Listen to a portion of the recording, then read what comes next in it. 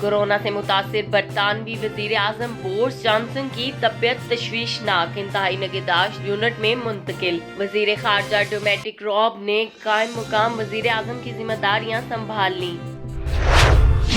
America में corona से एक दिन में 1200 अफराद चल बसे, हलाकतें 11,000 के करीब पहुंच गईं। स्पेन में 13,000 से ज्यादा अमवात, इटली में मरने वालों की तादाद 16,500 से बढ़ गई। फ्रांस में 9,000 के करीब अफराद जान से गए।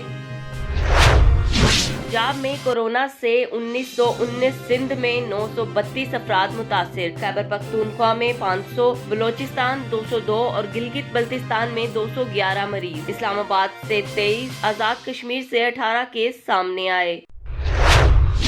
कोयटा में पुलिस के लाठीचार्ज के बाद डॉक्टरों की हड़ताल। यंग डॉक्टर्स का कहना है कि कोरोना के खिलाफ हिफाजती सामान की फराहमी तक थानों में रहेंगे। वजीर रेलवे शेख रशीद कहते हैं, वजीर आजम हदायत करें तो 24 घंटे में ट्रेनें चला सकते हैं। हुकूमत में कोई दो ग्रुप नहीं, सिर्फ कप्तान ने अपनी फील्डिंग बदल ली है। वजीर आजम इमरान खान और जहांगीर तरीन के गहरे ताल्लुकात हैं।